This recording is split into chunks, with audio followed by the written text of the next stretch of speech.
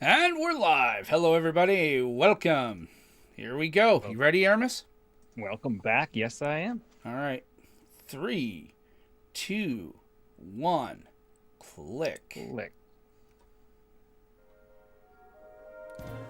Greetings, salutations, and welcome back to the PlanesTalkers podcast, the show by casuals for casuals. I'm your host, Will Benson, joined as always by my baby. It's cold outside, but it's not cold in Kaldheim co-host, Aramis Perez. Aramis, how are you, sir?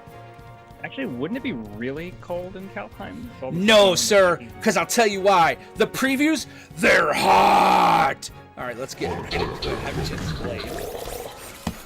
This is what happens when we take 2 weeks off. All right.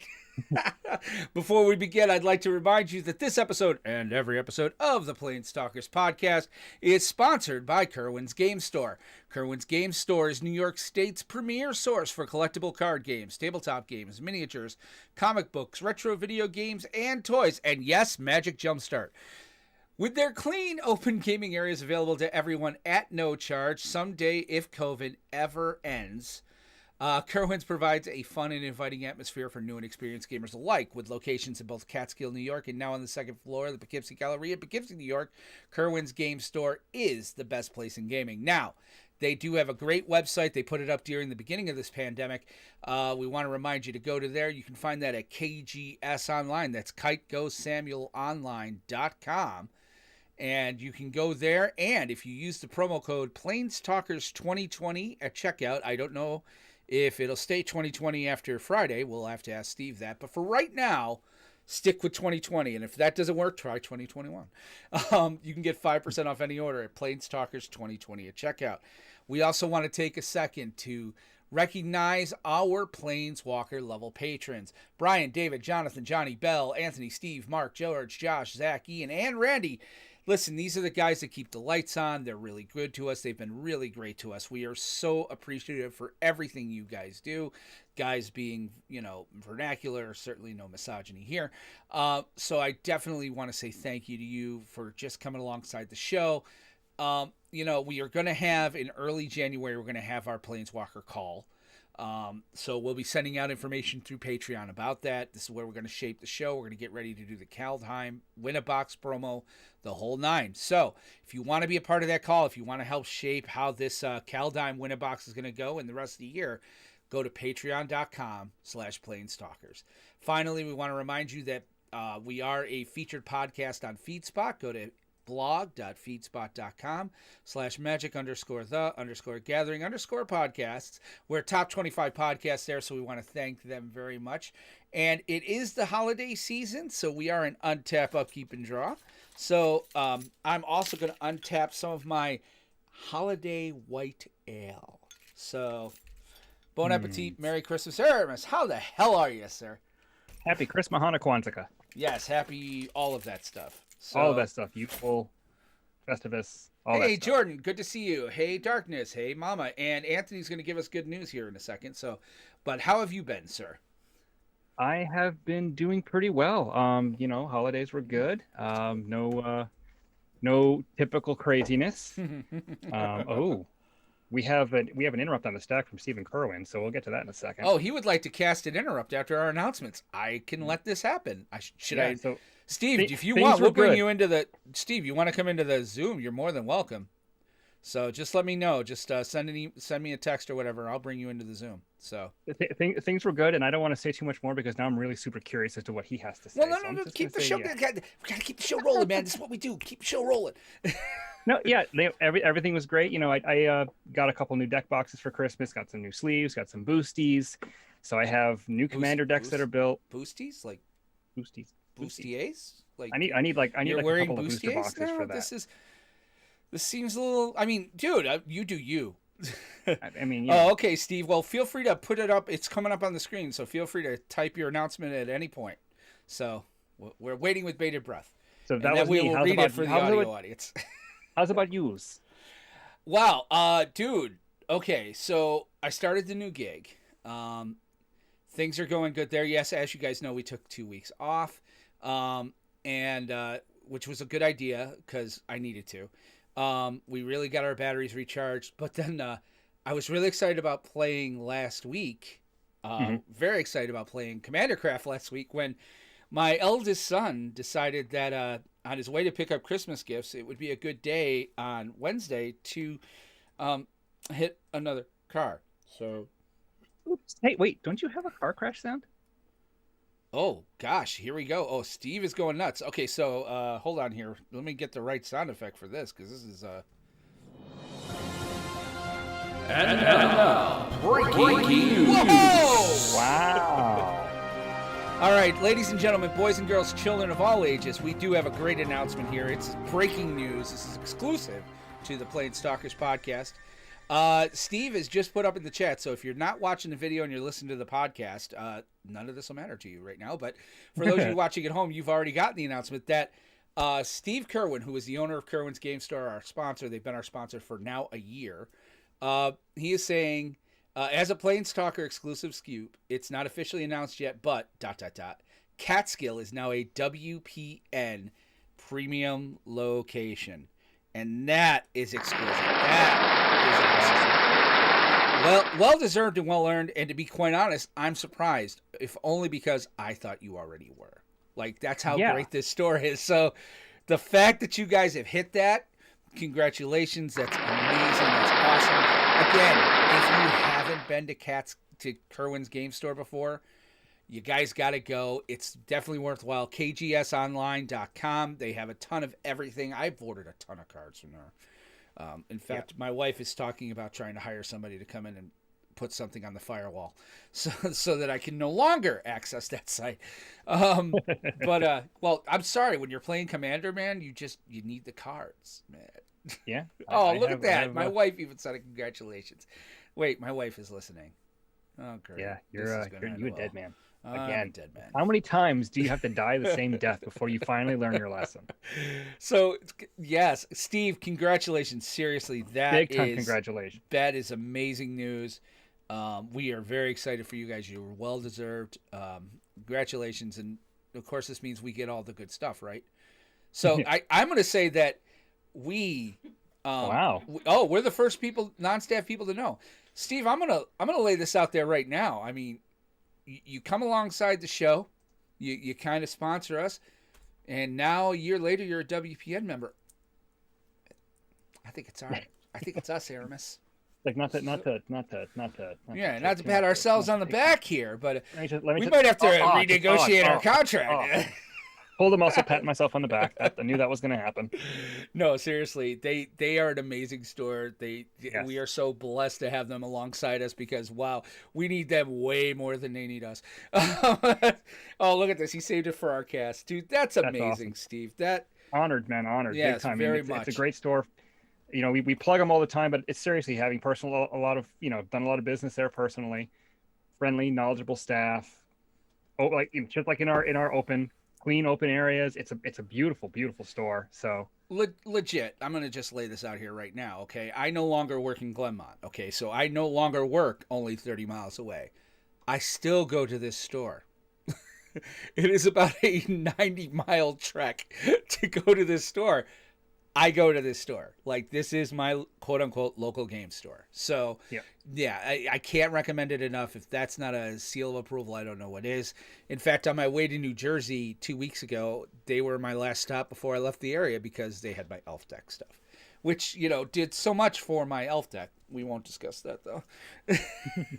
Steve, thank you for that, really. That's thanks for doing that. We couldn't ask for a better partner on this show, guys. Seriously. I mean, don't get me wrong. If you want to come alongside the show, we'll find another thing. You're more than welcome to sponsor my right lens in my glasses right here.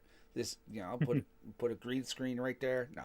But like Google Glass. Yes, Mama Shay, the store is open for indoor shopping, limited. Like, they're going to keep you in there about 5, 10, 15 minutes, and then they shoot you out. But, I mean, they're very much... Which is hard because it takes about that long to stop drooling. Yeah, pretty much.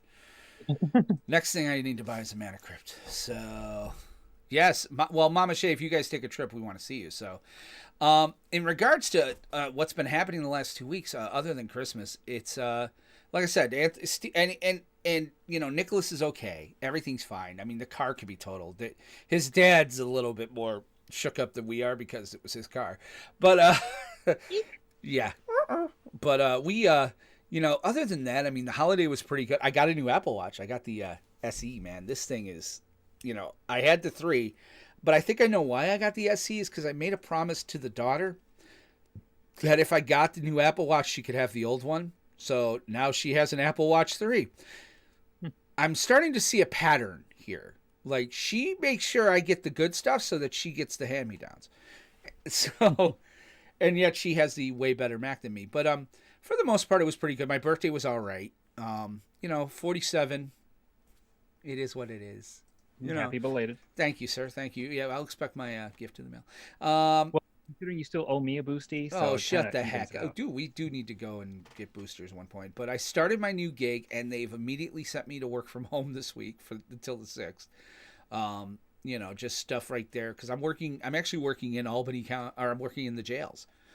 So they were like, you know what? It's pretty dead. Just go work from home for a couple of weeks.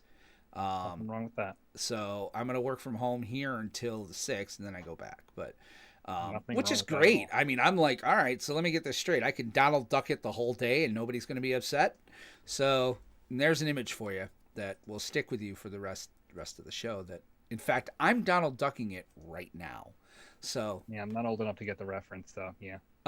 Think about what Donald Duck wears. Yep, not old enough to get the reference. You don't know who Donald Duck is?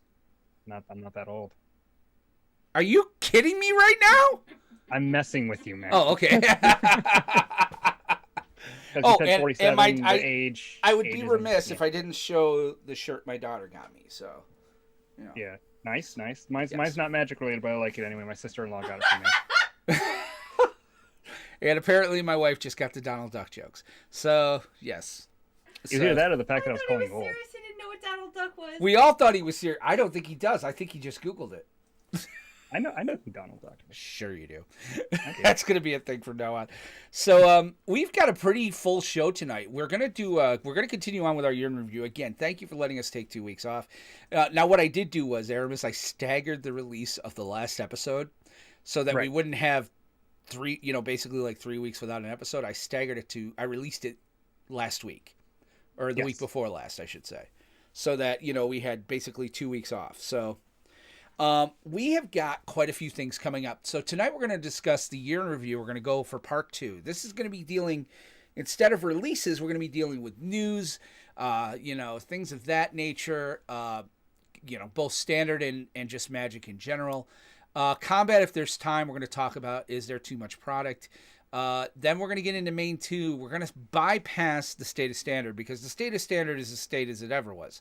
So we're going to really just mainly talk about some previews that have come out, the officials. Now, we're not going to get into spoilers. We're not going to get into leaks. We don't do that. But Wizards themselves have released a few previews, so we'll go ahead and go into there.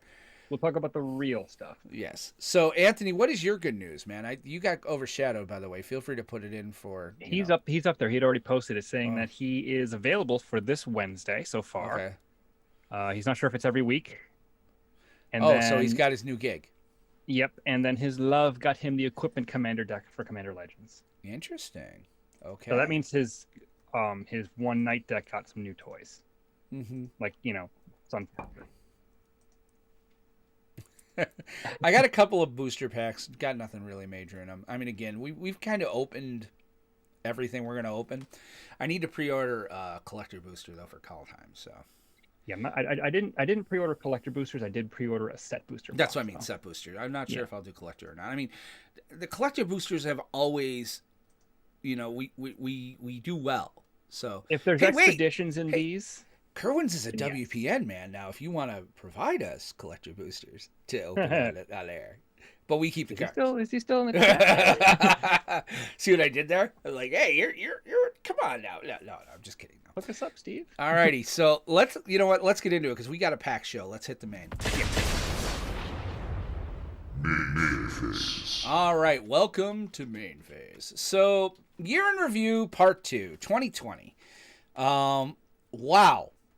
This year, let's be honest, like Beethoven's 2020's been a long decade. Yeah.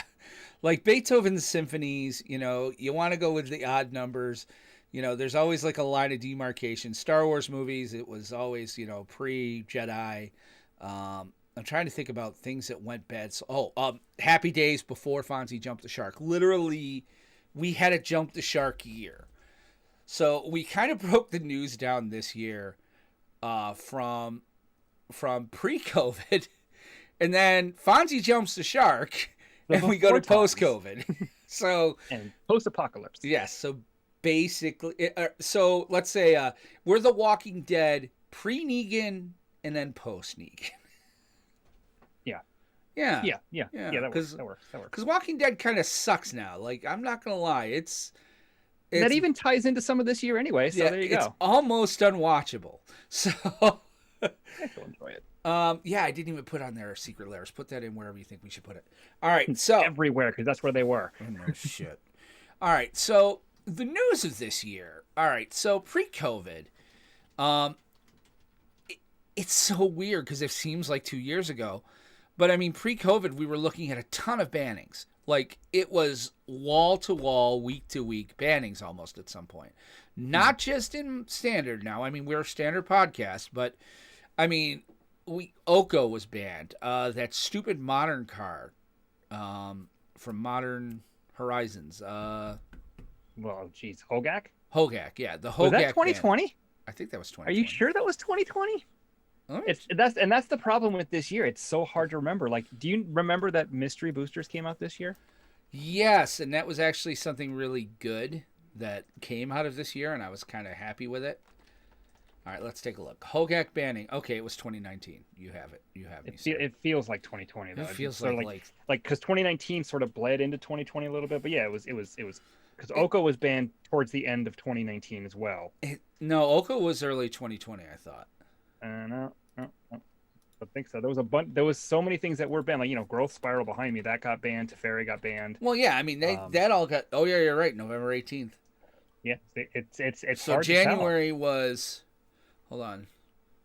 No, Oko Thief. Oh, they banned Oko in Modern in January. Yeah. So Oko was still being Oko. Yeah. The bannings. When I say the bannings, I mean, I'm not talking just standard, but I mean, it was ridiculous. Basically what happened was, I think somebody took away Mark Rosewater's medication, and so he just started going crazy. Hello, my darling wife, by the way, as well. Hello, Pam. Not Pam's my wife. My wife's Wendy, but wow. You said hello. I felt obligated to retort. Uh-huh. Yeah. So, but the bannings this year. And I got to be honest with you, we'll get into this in Maine too, but I'm a little worried about Kaldheim. Yeah, but you know what? The bannings this year, I think the best way to describe them was exhausting. The hell? Oh. And there's your delay, folks. Yeah, it's about 15-30 seconds. So yeah, the bannings were exhausting because it felt like every couple of weeks something was breaking some format somewhere, and it needed to be fixed right away, and the only way to do it was with a ban. I mean, the companions, it wasn't a ban, but it was like a shadow ban with the nerf that they got, because my God, were they busted in half broken. Oh, they were busted out loud. And it still didn't stop them completely, because Loris and Yorian still see a bunch of play.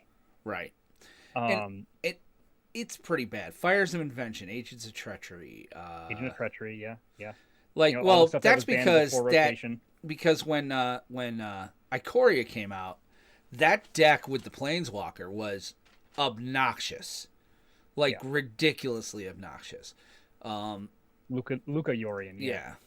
So yeah, that was a crazy deck. I mean, it was the problem they had in Standard was that the cards that they pushed that would be good in other formats were so good in Standard that you had no choice but to play them, and there was no effective strategy to get rid of them. The answers weren't there, and they still really aren't there. No. If you think about it, it's only going to take one more crazy card to break this format again, because right now it's not bad.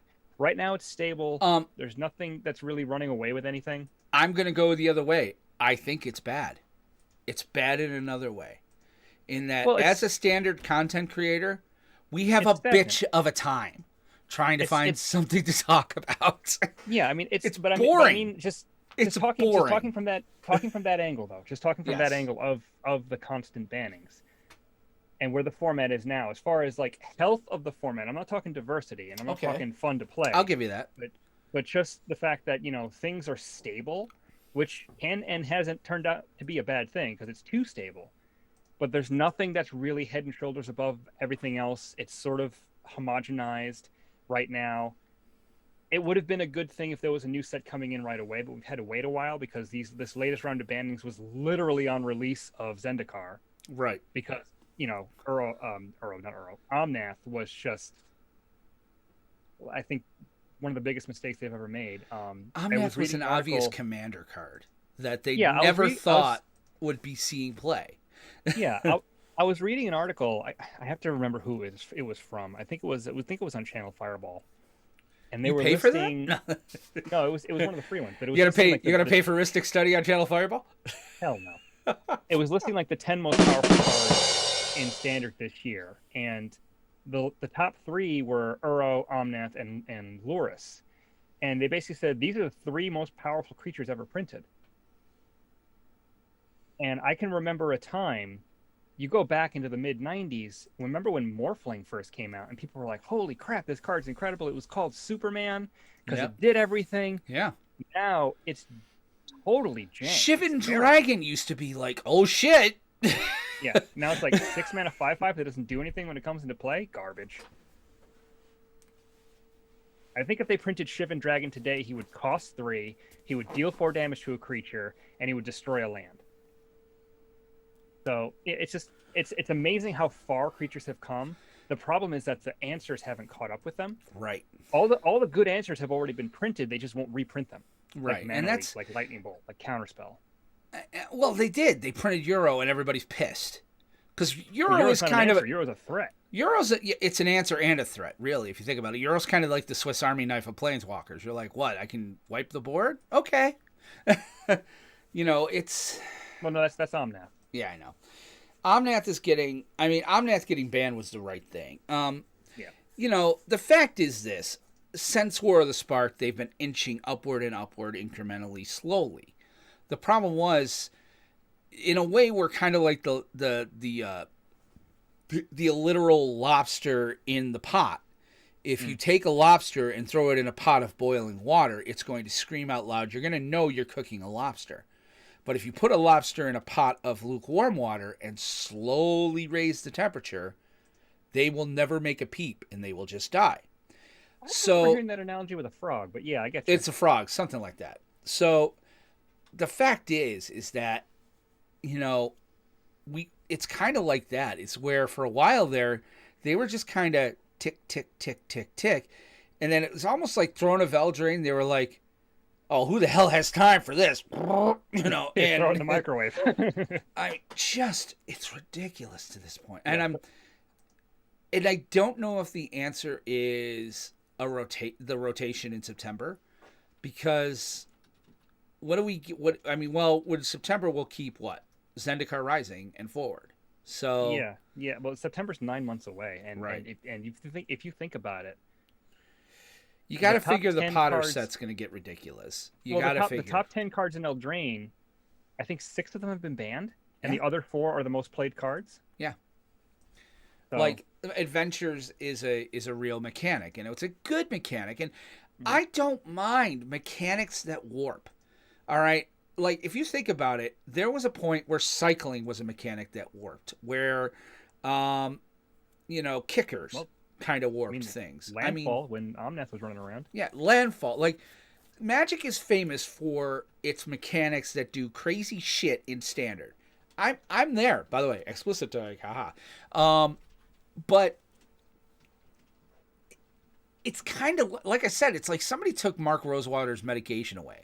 And all of a sudden, like, his ADD kicked in, and he's like, don't you want to do this? It's like, yes, but Jesus, do we have to do it all today? Like, if they had taken the last year of releases and spread it out over maybe 2 or 3 years, and maybe this is a result of the blocks going away.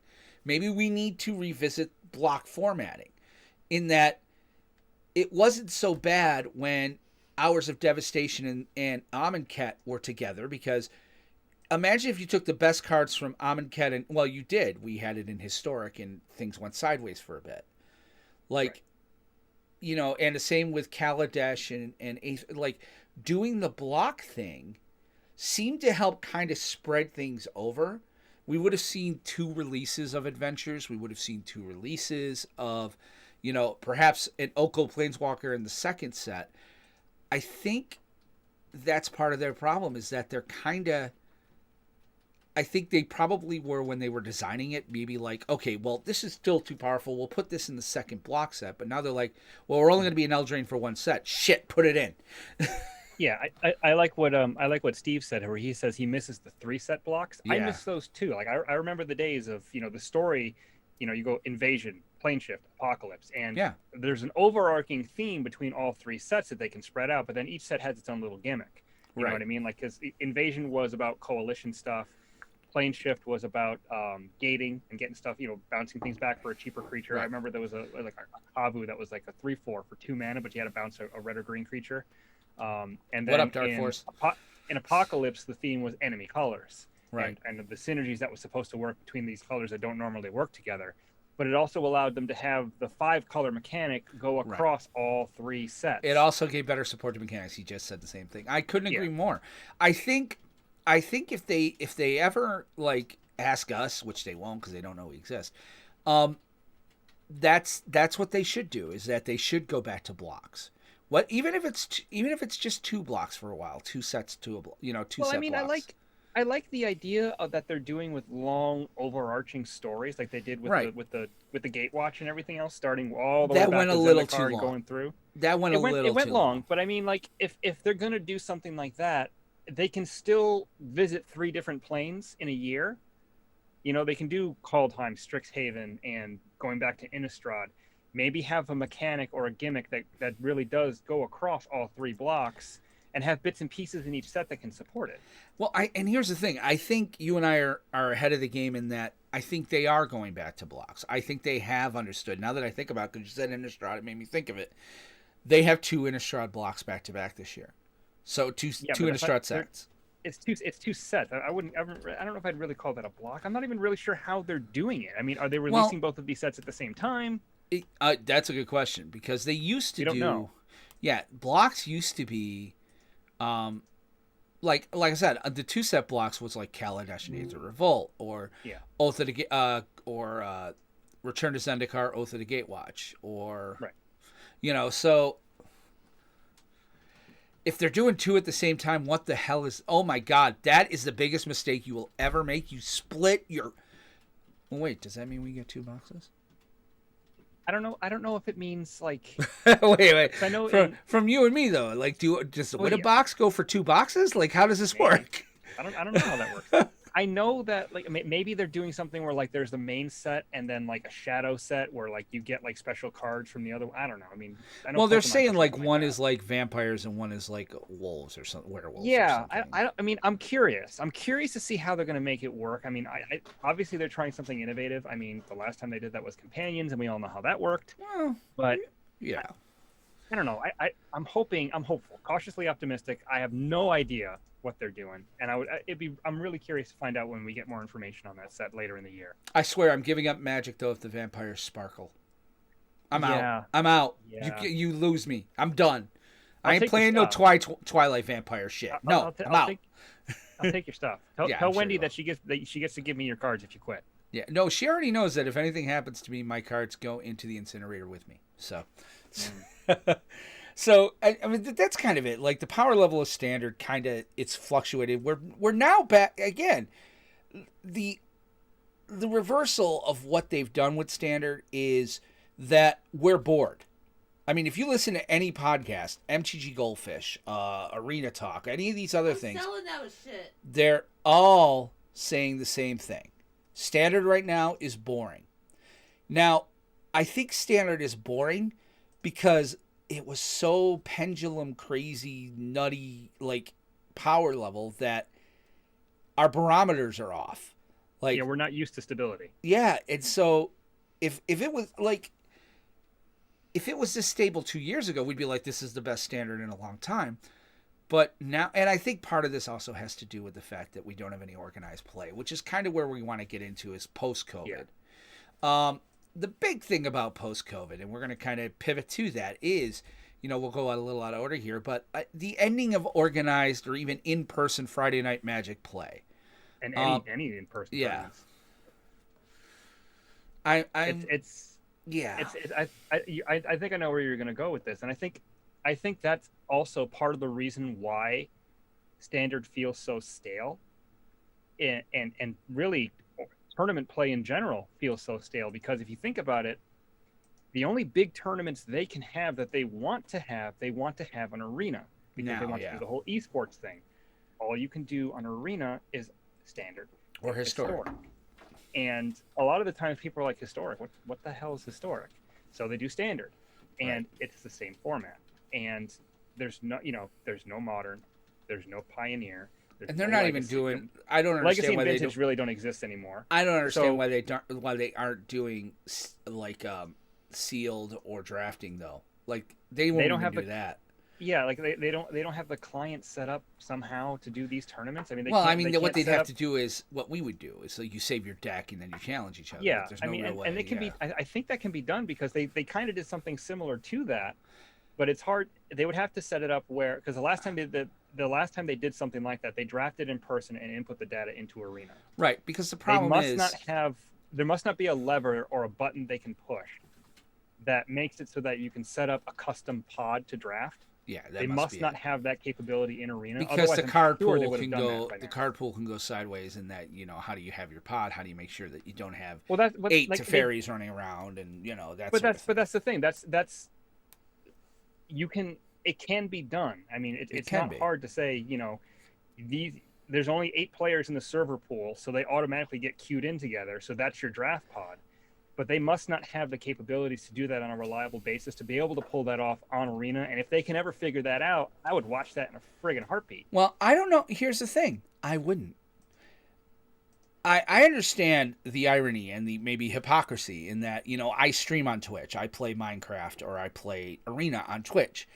I don't really enjoy, and I think I'm not alone at this. I think being a middle-aged person, I will watch Magic card, like table play, all day during a tournament. Like it'll be on in the background. I'll watch it. I'm there. I'm invested. I'm game.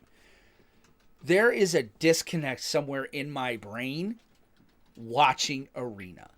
Like it feels it. You know what? I can see them, but you can't.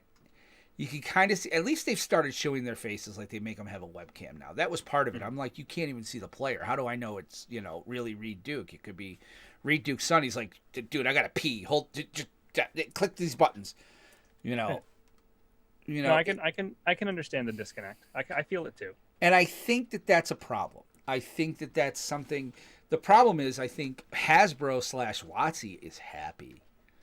Like they're happy with Arena. Well, don't forget too. Don't forget too. The other problem is they actually have no alternative right now. True. They simply cannot have Players Tours. They cannot have GPs. They cannot have Star City Game. SCG Opens. It's just impossible right now. I think that if the option was there for paper play would still be happening. I think that goes without saying. But now I wonder if it'll come back. That's going to be the $20,000 question. When this pandemic is over, does paper play come back? I'm going to be fairly confident in saying yes, but I will say I don't think it'll happen as often as it used to. That's what I was going to say. I was going to say yes as a novelty. Hey, look at this. We're doing a paper tournament. And the only way it'll really come back is, when it comes back, when they have a paper tournament announced, I guarantee you, we and probably a whole bunch of other podcasts, we are going to encourage you to watch it. We're going to encourage you to put it on in the background. We're going to encourage you to put it on your cell phone, your iPad, your MacBook, and your PC. Give them 4 views. Why? Because I think if the numbers go through the roof, they will be like, oh shit, there's something here. Well, here's what's going to end up happening. And I already know this is how it's going to work. We know Pioneer is eventually going to be on Arena. Yes. probably by the end of the year. Not Yes. this year, but end of next year. No, I'm going to say Pioneer- 2021. Oh, you mean by That's what I yes. mean. The end of next year, because we're still technically in 2020. Mm-hmm. By the end of 2021, Pioneer will by and large be on Arena. By the end of 2021, it's possible but not likely we may be able to have in-person tournaments. I'm thinking that's more 2022, like middle 2022. When in-person tournaments return, if the format's not Modern, Legacy, or Vintage, it will be on Arena. So the only in-paper tournaments you will see will be Modern, Legacy, and Vintage. You already know they don't give two craps about Legacy and Vintage. So unless it's Modern, that's the only paper tournament you'll see. Will they do an EDH tournament? No. You don't think Mark so? Rosewater doesn't like EDH. Really? He does not like EDH. He doesn't like the politics involved. But it's the year of Commander, yeah. Anyway, don't do that. I know I can't help it. He's got the geek lisp, and it's funny to me. It's like I listen to his podcast, and it's like, dude, you shouldn't have so many S's in your words. So he likes Two-Headed Giant. He likes Emperor. He likes those multiplayer formats where it's like players on a team against players on a team. He likes those multiplayer formats. He doesn't like multiplayer formats where politics can get involved. He thinks that takes away from the essence of the game, which I frankly disagree with, because I think everybody that's does Magic at its core. But that's fine. I respect his opinion. I can understand where it's coming from. They will never do competitive EDH. I will put money on that. They will never do competitive EDH as a tournament broadcast on Twitch for player points and determining who goes to a world championship. I guess you're right. Happen. Yeah. Now, I mean, you brought it up, so it's kind of in a different spot on our list, but as conversation goes, we're going to go there. So part of what I have in here on our little show note here, I mentioned that because of the loss of in-person play, there's been a major impact on Modern for some extent, but especially Pioneer. Like, there are many out there that are saying Pioneer is actually, it's Frontier. It's any format that can't be played on Arena. Right. Like, because Microsoft, Magic Online sees some play. But again, I think because they have never invested in the interface, they've never invested in, and I don't think they like the fact that we can trade. I think that is a craw in their hat. Like, they are just angry because they get nothing from it. Well, because that program was built in a different time. Oh, don't forget. That program was built before the time of microtransactions, before the time of phone apps. I mean, there were no smartphones when Magic Online came out. Right. That tells you how old the program is. They also haven't updated the interface, I think, since smartphones came out, which was 13 years ago. They have, but that's besides the point. But Magic Online is a dinosaur in regards to video game play for a TCG. Yeah, and it's where people go to play Modern and Pioneer and Commander. It's a Magic simulator. It's the most accurate simulator that you could get for Magic the Gathering, because it knows all of the rules, it knows all of the interactions, minus the perpetually bugged cards. And the reason they haven't invested a bunch of money into it is because they know they can make a lot more money on Arena because it's flashier, because it's newer, because it theoretically can end up on mobile, which is supposed to be happening at some point soon. You can. Yeah. I mean, good luck putting Magic Online on a tablet. Yeah. Oh, it just doesn't work. So. And it's also, it's a lot more visually appealing to a lot of people to see a game on Magic on Arena than it is to see a game on Magic Online, because there's no sound effects, there's no graphics, there's no flashiness, no animations. Which I like Magic Online. I like watching content on Magic Online. Like when Kenji Igashira streams Vintage Cube, I'm all over that because I love that stuff. Magic Arena, same thing. I like watching it, but it's for a different reason. But if it's going to be for a major tournament, you're never going to broadcast that on Twitch because people aren't going to be interested. Right. I don't disagree. So, yeah, I mean, and Steve's right. He's saying the smartest move they can do is get 4-player Commander or Brawl on Arena. And there isn't anybody who disagrees with that. I would love to see it. I don't think it happens. I think it'll happen at some point. I think it has to happen. I don't think they have the program set up to be able to handle it. On phones especially, it would be a real problem. But I don't ever see that happening. As much as I would love to see it. Commander on Arena, please, yes. Well, I mean, that's just it. This is the COVID has brought us here to where, I mean, we are consuming Magic in different ways now. We are playing Magic in different ways. Obviously, there's Arena. Their purchase and the integration of Spell Table, which if you don't know what Spell Table is basically these guys got together at the start of this pandemic and said, hey, we want to make it so that you could use your webcam. We'll keep score. We'll keep track of your commander damage. You point a webcam at your cards. Your other friends can see it. Y'all have microphones. You can play online and be socially distant. So Wizards came in and bought it probably for $75 and now are making like a mint off of it. Mm-hmm. But you know what? Hey, kudos to the guys who made the program. Yeah, I mean, I hope they got a payday. I think they got paid pretty well. Oh yeah, so do I. Like, here's the thing. I love it. I mean, it's how we do Playcast on Wednesday nights. It's how Commander Craft got started, which they're getting their podcast ready to go. Steve will probably put up here when their first episode is.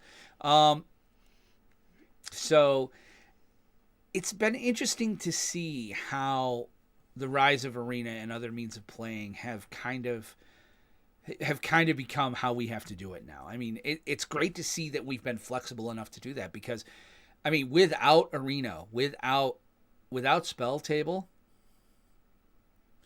So what? Whoa, Steve's got Rona? Yeah, I told you that. You must have me muted. Oh, well, get well, dude. Are you not playing Wednesday then? Because I don't want a computer virus. So he'll let us know. But yeah. So the rise of he's going to be playing. Wonderful. So excited. Can't wait. All right. No, I'm just kidding. I'm not salty at all. Oh wait, his is like the championship deck right now, isn't it? Yeah, the Thrasios deck. Oh dear Lord. You guys had to beat Sakama. That's all. We did have to beat Sakama. So yeah, you're gonna play Jail, right? I'm okay with you playing Jail this week. I don't have the Jail deck put together. God damn it. I have new decks. Yes. Well, so the rise of Arena and other means of playing have kind of led us to this year of Commander. Yeah. And that was our other big news this year. It came out early in 2020. The roadmap for Commander, that they were going to move away from just the one drop. They were going to do one big drop, and then they were going to sprinkle little other drops. And I'm not sure how I feel about it. I think it definitely exposed people to Commander that might not have otherwise been interested in it, because I think the best move that they made was having the Commander pre-constructed decks for Zendikar Rising and having them at $20 to replace the Planeswalker decks. That was an absolute coup. That was a great affordable way to get two playable Commander decks for less than the cost of one of the old ones that was introduced at the beginning of the year in Ikoria, where they had those 5. Right. Well, and that's the thing. What I'm talking about is that, I mean, we can't compare like the little piddly decks that they've put out instead of Planeswalker decks, which again, fucking yes. Those are awesome. Yeah, it's such a better way to do that. I'll never pay $45 for a Commander deck again. No, I will, because I'll tell you why. They shouldn't have to charge that now, because they have already shown they can do playable quality decks for $20. The playable quality is, I don't know that I'd go that far. Here's the thing. Anawan was very good out of the box. But this last set has been horrible out of the box. That was designed before the Zendikar Rising ones. Mm-hmm. I feel that, even though they were released second. Right. I feel that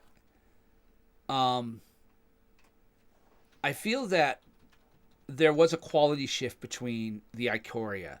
I think the mistake they made with Ikoria was keeping it in Ikoria. Like, if you're going to do a $45 5-drop, okay, and also sprinkle in Commander decks instead of the Planeswalker decks, I'm fine. But then I want that $45 drop to be something like an Atraxa, something like even an Omnath deck would have been something that warps, that doesn't warp, but that adds to the landscape of Commander, the landscape of EDH. I don't believe these decks were great support decks. The 2 decks that came with Commander Legends and then Zendikar Rising, Those are good support decks, and they're good out of the box. But I don't think anybody's building a commander out of them. Do you understand what I mean? Well, yes, you are. Okay, but I'm saying anyone of any, with a good enough card base, like I pillaged the Landfall deck for Omnath because Omnath was a better commander. Well, yeah, the Omnath was, because Omnath is Omnath, but Anawan, there's already there are blue-black shells that was missing a commander like that. Yeah, okay. There's not a lot of Dimir commanders that have like a mill sub theme. Right. So that really slotted into an open spot for them, and there's a ton of cards going back that are really good in that archetype. I think that the Ikoria decks, they did add a lot of good stuff to Commander. Some of it was a little bit too obnoxious, like the Fierce Guardianship and having $45 cards in a Commander deck. Calamax was a little busted. Calamax was really good. Yes, the pre-constructed decks that came up for Commander Legends were overall pretty bad. They were shit. I stripped them for parts. Yes. And I'm hoping to finish a Boros themed deck with some of the pieces from that at some point. Steve, overall, it'll never ever happen. Don't forget that the Commander Legends precons were designed before the Zendikar Rising ones. True. So they already had some feedback before they did the Zendikar Rising precons, even though the Commander Legends ones were released second. And don't forget that Commander Legends was also delayed. And the leaks of the Kaldheim ones seem to be of a level of ZR. And if that's the case, then for the year in review 2021, I will eat these words and eat my hat. But I'm saying that in 2020, okay, you had Calamax, like, if they had Calamax and 4 other commanders that were not limited to Ikoria and could have done something else, like they felt like they had to have the cycling. They felt like they had to have the mutate. They felt like they had, they wanted to use the mechanics that were in Ikoria. That was the problem for me. If you're going to do a 5-drop, and I think you should. I think there is a level to that. It's like one big set for the year of Commander. And then you sprinkle in other things that kind of can help you. I'm okay with a 5-drop for $45. Sure. Okay, am I going to buy every pack? No. Yes. But, yes, I'm going to. But I think that there is value in that because I think it lets it also, because if you're sprinkling Kaldheim with Kaldheim, you're going to stick kind of Kaldheim-ish. When they go to Strixhaven, it's going to stick kind of Strixhaven-ish. Like, I want that set too that gives me more landfall, gives me more, that type of stuff. Like some of the classic mechanics that we don't get anymore. And yes, I would love it if they were like in every box, there's a random fetch land. It may not fit your deck. But, like that would be amazing. Not a fetch land, or just like, we're going to have fetch lands in there as, like a lottery ticket.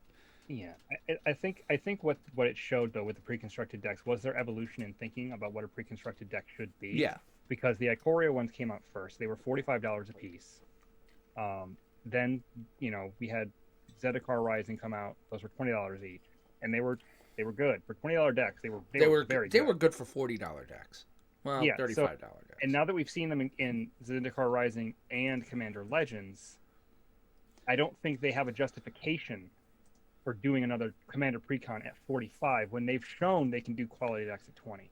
And I think as a consumer, I don't think you should be willing to pay $45 when quality can be done for 20. So are you saying I should grab a $45 Ikoria, one of my Ikorias, put it back together, and you'll play one of your precons and see how they do? Because that's an interesting question, because I would submit that it seems to me that the quality level of the $40 ones was better than the $20 ones. I would agree with that to a certain extent, but I'm not saying that this sounds like a playcast to me. $45 decks are tier 1 and the $20 decks are garbage. I'm not saying they're garbage. I'm saying Commander Legends was garbage. Well, like I said, the Commander Legends ones were designed first. Right, Keep that in mind. I get it. So they learned while they were doing it, because they were like, okay, what can we put in a $20 deck? Then they did whatever they were doing for research, and they're like, these aren't that great. Let's try again. That's when the Zendikar Rising ones came out. I have every reason to believe the Kaldheim ones are going to be fantastic. That's what I'm thinking too. And again, I said I could be chewing these words in 21. The Commander Legend precons, I'm not even going to count those because those were bad. Zendikar Rising, I think they could stand up pretty well to an Ikoria precon. I don't know if they would win, but I know they would be competitive. Yeah. And that's really all that matters in Commander is being competitive, because it's not about winning as much. And Steve's right about one thing. For $20, these are much better bang for your buck than the $40. There is more of a return on your investment for the 20 than the 40s. I will gladly pay $20 for a subpar deck and not have to worry about what I'm going to do with the giant oversized curled foil card that has no other use. I just use it for, like, you know, to put my commander on. I turn it upside down. But yeah, I get your point. So, and that kind of leads me to our next thing that's going to bring us into combat after this, is that, you know, this year with the Commander Legends, with the 4 standard sets, and then 2, I guess, supplemental, or 1 supplement, no, 2 supplemental. They had Jumpstart. Well, there was Jumpstart, Mystery Boosters, Commander, Double Masters, Commander Legends. Yeah. Was Korea, and then 1,000 secret layers. 38? 33, I thought it was. Yeah. 33? Yeah. No, 38 because of this last drop.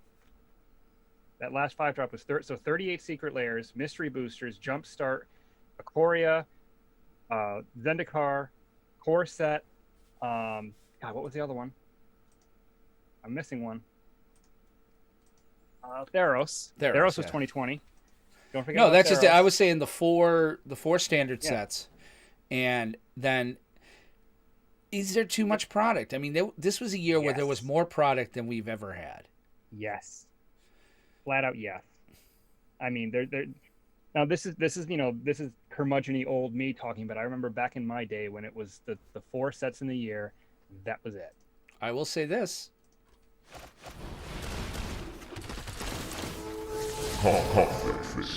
Let's do it. Yeah. On one hand, I can agree. On the other hand, I don't. I do wish that I don't know if there's too much product or too much variation on the product. In that, when Kaldheim came out, when Amonkhet came out, they had the special cards in the booster sets. All you had to do was buy a box.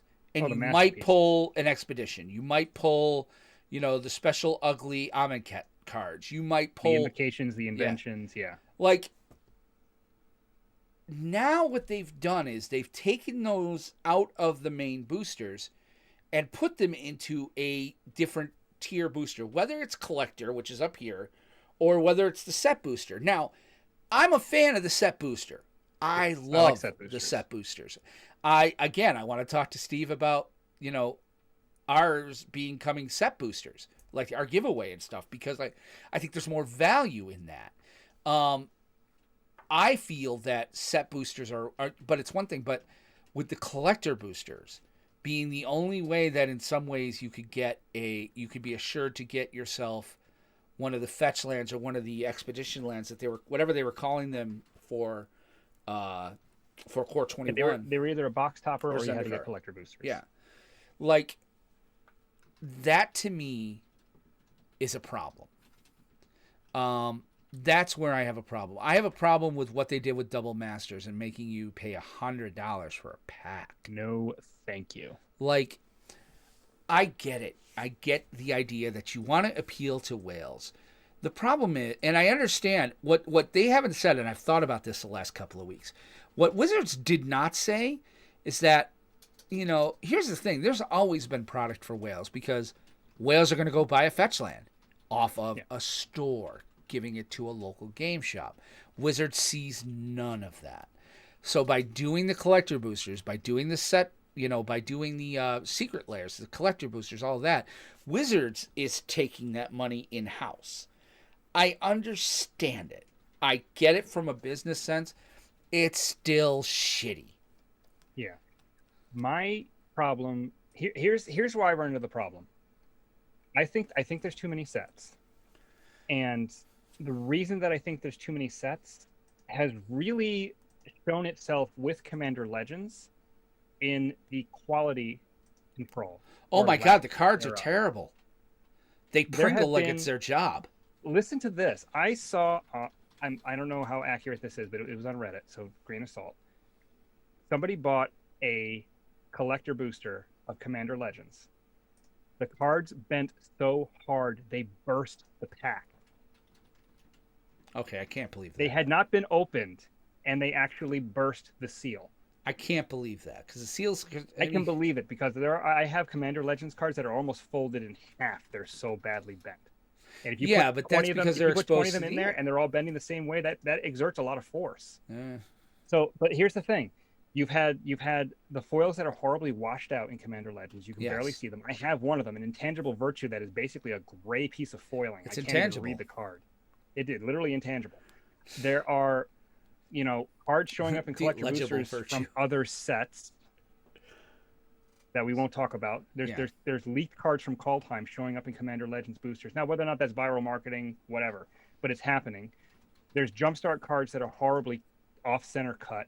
Yeah. All these different sets with like inking that's wrong mana symbol showing up on cards. There's all these mistakes that are happening that 20 years ago would have never, ever happened because they had so much more control over their supply, over their manufacturing, over their distribution that they no longer have now that they're under Hasbro. I can get behind some of this. I can lay some of this down at the pandemic. All right, that they were just trying to get product out the door. So they were having other...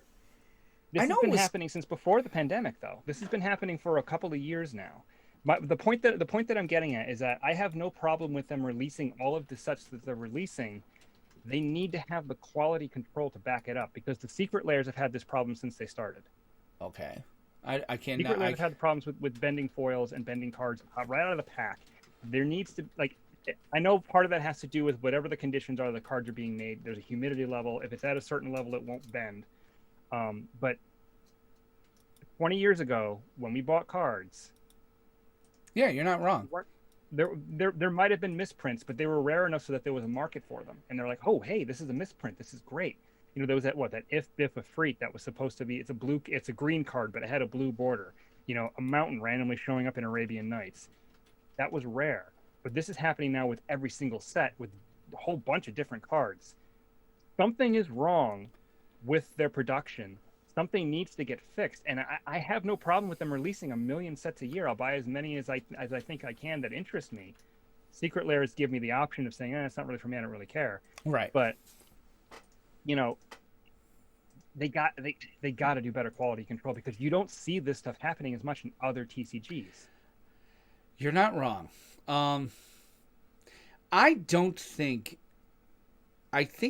that there's too, like I said, I don't think there's too much product. I think there's too much variation. I think if they had, there's that too, yeah. I think if they had regular boosters and set boosters, just bail the collectors. Like, I get it, it's never going away. We've railed on this for 1.5 years now.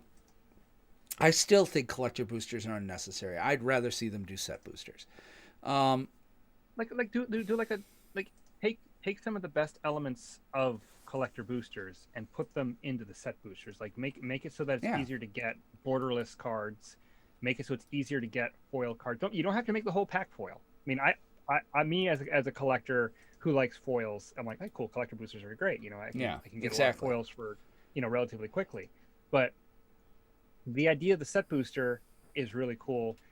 Throw a couple more borderless cards in there. Throw a couple more alternate arts. Throw a couple alternate frames. Make it a little bit more exciting, but then not too crazy. Mm-hmm. So that way it makes it still a little bit harder to get these cards, to get these foils, because we're at a point now where foil versions and alternate frame versions of cards are worth less than the original version. That happened with Kenrith because Kenrith was... That happened with Kenrith. Yeah, because these alternate versions of the cards are supposed to be the cards that are harder to find. They're supposed to be the cards that are worth more. Remember the days when foils used to be 2-3 times the value of the non-foil cards. Now it's a lot of times it's I'm going to be honest with you. I don't like foils. I don't play with them. I don't, I've tricked out a few decks with like foiled lands and stuff. Mm-hmm. I'm not a big fan of foils. I don't go crazy for the foil. But it's good that you have the option of not having to play them. Right. Well, because you can't play them in a tournament. You can't take them to a tournament because they have to be, there's a different feeling, so they think you can stack your deck. If the entire deck is double sleeved, you can get away with it. Or if the entire deck is foil, you can get away with it. But I think Nexus of Fate. The only way to get that card was to buy a box Right. or go on the secondary market. The only version of that card was foil. I guarantee had 4 of them. 3 of them were in Spanish. Nexo del Destino. I still have my 4. If they ever printed a non-foil version of that card, that would be something. Yeah. They won't. Because it was a huge mistake. But just saying. So I mean, I just kind of feel like I'd like to see them dial it back. I don't think they will. I think they're going to go all in. I think we'll see more this year. Out. I think we're going to see more this year. I think there's going to be 2 supplemental sets. They'll be like because they're talking about making a Pioneer card set. So there's Modern Horizons 2 coming out next year. Yeah, there's going to be Modern Horizons, and then they'll make like a Pioneer Horizons or something. You know what I mean? It's like... And Modern Horizons 2 is going to sell out because fetch lands are in the booster pack. Yep. Well, I'm going to buy some. I'm going to Depending. If they make the booster packs 25 per, not so much. The thought process is it's going to be about the same as Modern Horizons 1, which was about $7-8 a pack, which is what you're paying for Commander Legends. So that's not terrible. If you can find a good pre-order, I would recommend doing that. But yeah, I mean, they said the fetch lines are going to be in the booster packs regulars. Who knows if it's rare or mythic? Probably mythic. KGSonline.com. KGSonline.com. Once they get them in stock, if they do pre-orders for that, fire off a couple pre-orders. Use your promo code. That'll save mostly on taxes if you're in New York. Yep. So, I mean, that's kind of where we're at. We're at an hour now, so let's get into, real quick. All right. So, we have a few... We're going to be really quick here. I think we're really going to do next week. We're on the air next week, right? We're not taking another week off. Yeah, no, I think we're back on track next week. All right. So, and I mean, next week I think is our 2-year anniversary, actually. So, we're going to do just real quick. I want to give like 1 or 2 like of the previews because I think it's important to talk about them. They've been out. Wizards has been releasing previews this week. So, this past week over the holiday. So, I've got Scryfall pulled up. Why don't you pick a card and then I'll pick a card and then, we could say we talked about that stuff. So, all right, I will go with the Planeswalker then. The Planeswalker? Yep. So the card that I'm going to be talking about is Kaya the Inexorable. So that is a legendary Planeswalker, Kaya type, obviously. Starts with 5 loyalty for 3, a white and a black. Which one is it? Hold on. Kaya the Inexorable? Yeah. All right, hold on. I'm just pulling it up. You +1 on her, and it put a ghost form counter on up to 1 target non-token creature. It gains, when this creature dies or is put into exile, return it to its owner's hand and create a 1/1 white spirit creature token with flying. The -3 is exile target non-land permanent. And the -7, her ultimate, is you get an emblem with, at the beginning of your upkeep, you may cast a legendary card from your hand, from your graveyard, or from among cards you own in exile without paying its mana cost. I like this Planeswalker. I think it's the typical 5-mana Planeswalker where it's got its +1 that does a thing, the -3 that does something, and then the ultimate that gives you an emblem that should either win the game or put you very far ahead.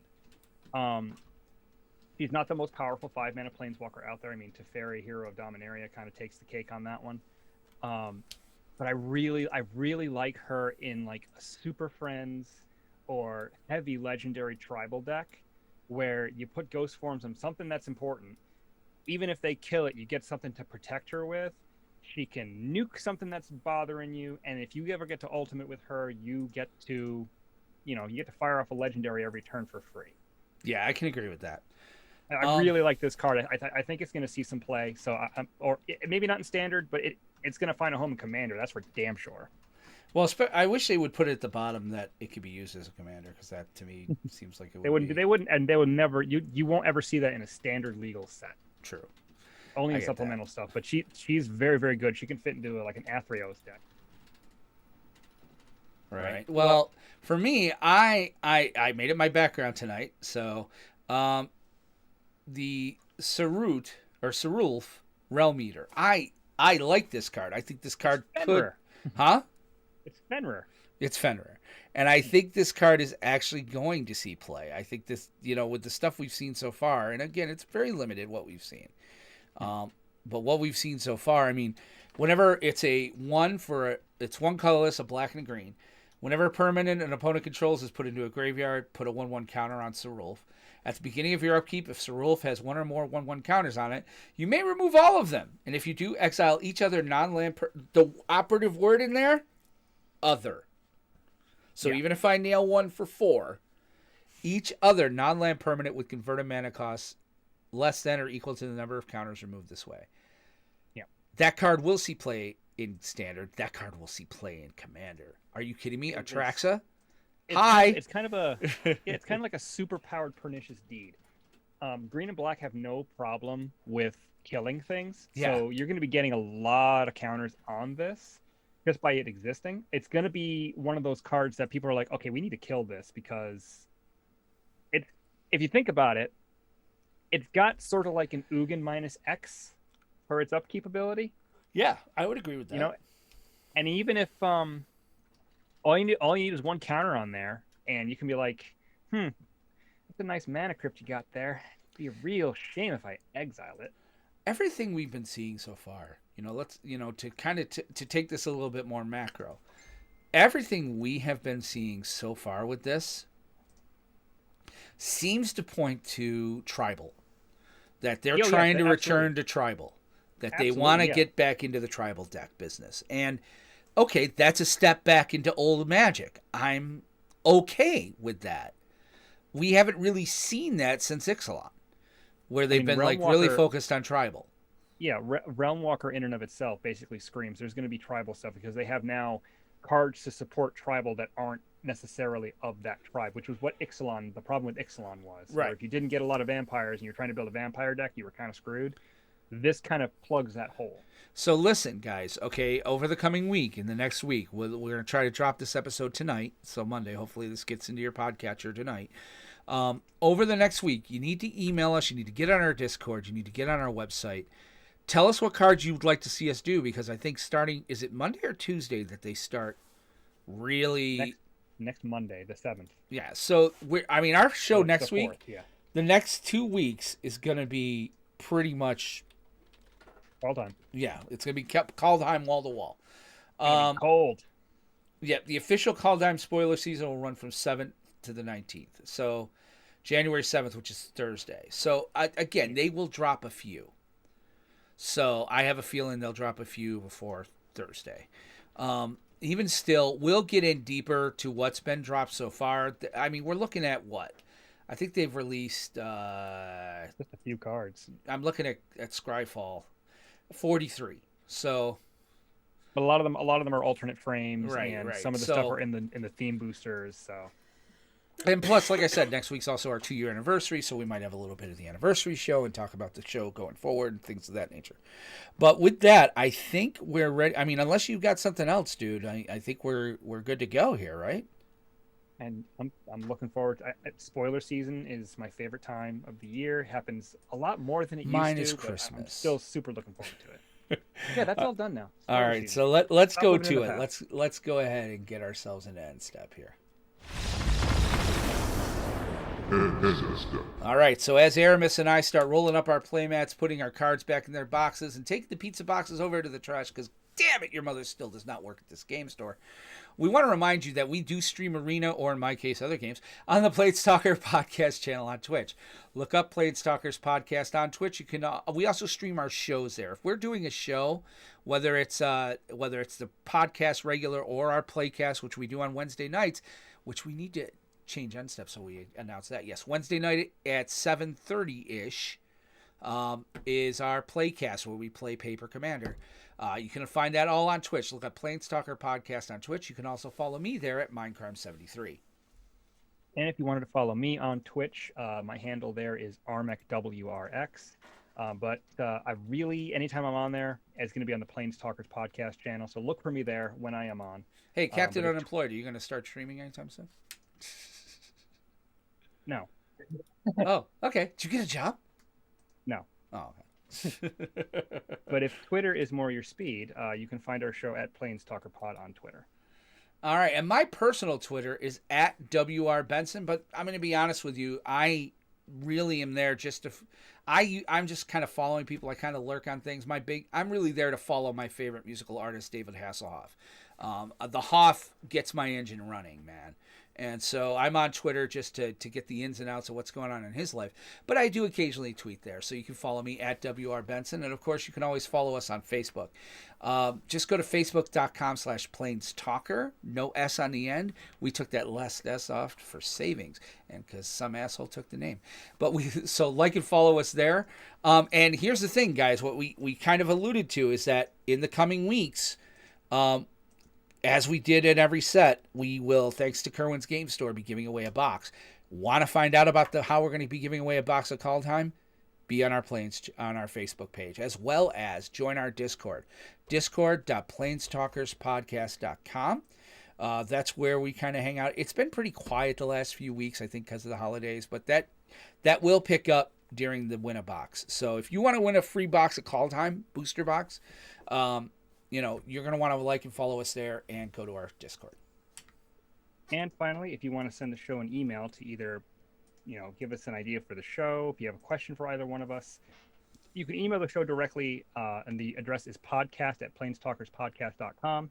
If you want to email Will, his email address is will@planestalkerspodcast.com. If you want to send one to me, the email is aramis@planestalkerspodcast.com. And it bears to note that if you email podcast, it goes to us both. That's the difference there. So I want to remind you, too, that I do host another podcast. It deals with the television show DC's Legends of Tomorrow. It's called Legends TV Talk. Hopefully that show comes back someday. You can find us on Facebook at Legends TV Talk. We've been doing some, as you guys can see, I tend to play a lot of Minecraft on our channels these days, and we do something called Flashcraft. So we're in our own server.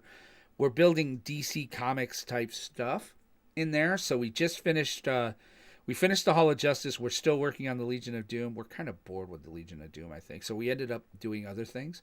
But it's kind of fun. If you like Minecraft or anything like that, it's a fun way to watch the show. We definitely hope you hang out there.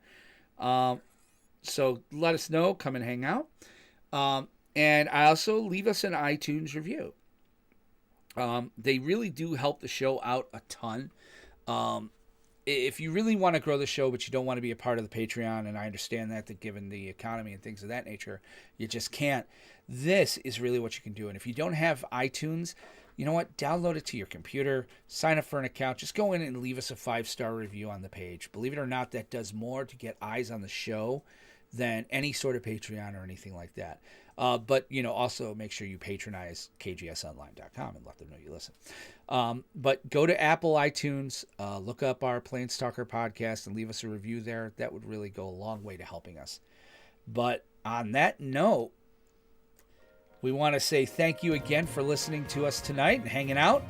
We will be back this Wednesday with Commander Crap, or with our playcast, where we'll be playing against, basically it's going to be a dogpile on Steve, as well as just playing Paper Commander. We'll be back next Monday with the show regular.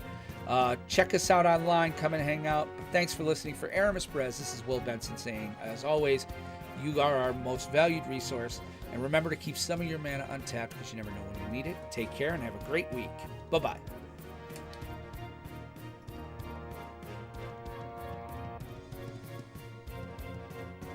Yeah.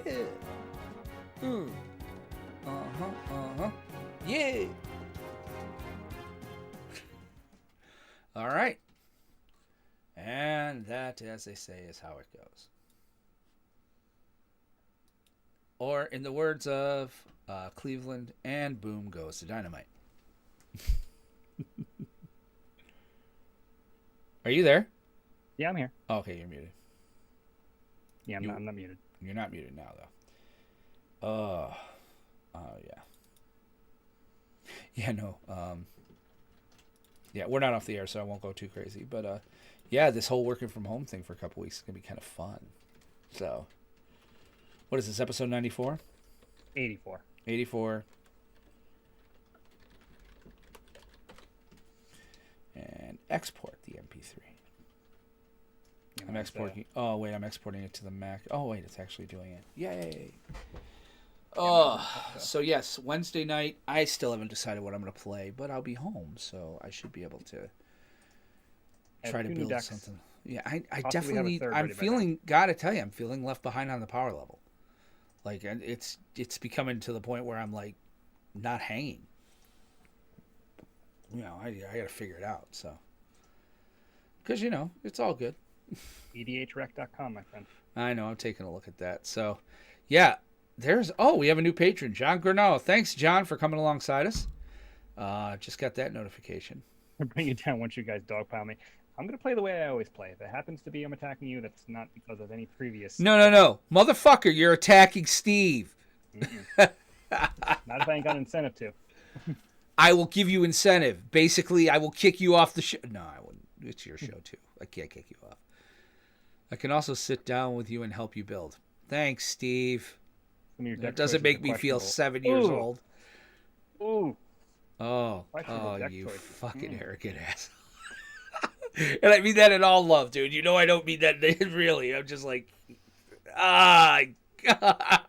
some of your deck choices are questionable. I love this man so much. I do. I'm telling you right now, we have to go to New York and hang with them. So I'm down for that. Once things calm down. Plagued.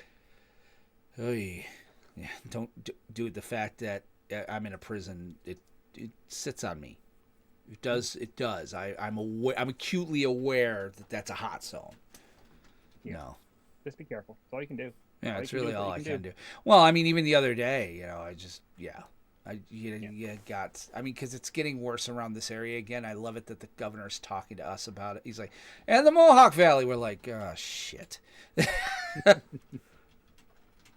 So my decks are not super optimized, believe me. Yeah, I know. It's like I don't have the budget for super optimized. Yeah. No, it's all good. Decent. Yeah. All right.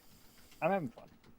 I am too. I mean, even if I'm losing, I'm having fun. I might get salty, but I'm having fun in the salt. Plus, I think to be quite honest, I think it makes a better broadcast in some ways to be a little salty. As long as it doesn't get toxic. Yeah, never toxic. You like calling the guy a fucking douchebag? That's not toxic. Well, you know, intonation has a lot to do with it. Yes. It's not like I called him a fucking douchebag asshole. God damn it. You know, that would be different. I am a douche. Wait, by the way, you spelt that wrong, sir. You just said you are a deuce. So I never called you a number 2. I thought that was too far along the line there. I thought that was yeah, you're always number 1 in his book. Yes, you're always number 1 in my book. No, I could not be happier with playing with Steve and Anthony though. So I mean, don't get me wrong. I think Anthony having to work some Wednesdays could be fun, like for letting somebody like a Nick hang out, you know, and play with us or something. But right, yeah. So I want to save this project so I use it next time. What I should do, be in. Huh? Mine should be in. Yeah. Well, no, it's just the mix pad I use, like it saves the project files, and I was saving them to my desktop for a while without realizing that was saving all the audio, and I only have a 256 gig drive. I've got an SSD on my desktop. So it's like I was crushing myself. So PlanesTalkers EP84. All right. So that's going to copy the files, and then I'll make a shortcut so next week I just kick that. Miles got a little too optimized. Ask Aramis about it later. Yeah, staff domination.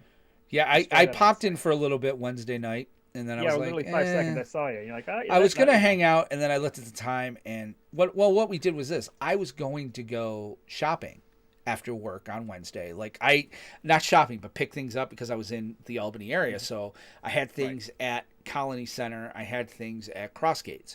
So I was going to leave work at 4, zip over there, grab something, zip over to Colony, grab something, and then come home. And when she called and said that there was a car accident, I'm like, shit. You know, and Thursday's Christmas Eve, and I had to work. So she was basically like, I'm freaking out. I'm like, okay, I'll hang out. And then she's like, and we need to go get those presents. And I'm like, okay, we'll do that. So I took Hermie and it was good because we took Nicholas, because Nicholas, I think, needed to kind of decompress from what happened. Yeah, car accidents are scary. And so he's going to try to put a group hug together. Yeah, it was a little bit, you know, that was scary for me too. Like I never realized how frightening that could be. I called my father on the way home actually, and I was like, because I hit a parked car around the same age. I think it was 17. Just a little fender bender, nothing major. But I called the old man and I'm like, Pop, like, I get it now. I get why you reacted the way you did. I understand. Like, because I couldn't get back home fast enough. Like, I was like, I don't think I got below 75 on any expressway, and I don't think I got below 45 on any side street. I was pretty much like a low-flying aircraft. That But, makes sense. So, all right, so I have the files, you have the files. Wednesday night, the Playcast is on. Watch as Steve smacks us around. Never mind. And by the way, I am definitely digging the Mirror Universe Aramis. So, I think the goatee plays. When are you shaving the head? That depends. On? When I feel like doing it. Ah. So I, of course, am trying to grow the beard back. Shh, don't tell Wendy. Like I realized I saw a picture. I like had it down to here at one point. I'm like, that was really kind of cool. If I had trimmed that, it would look. By now, it'd be down to like here. It would look kind of cool. I'm not gonna let her talk me into it this time, man. I'm fighting it. All right. So I will see you Wednesday. Steve will see you Wednesday. Anth will see you Wednesday. So tune in Wednesday night around 7:30, right? 7:15, 7:30, yeah. Yeah. I got something to ask you in a second, but it's got to be offline. So. Okay.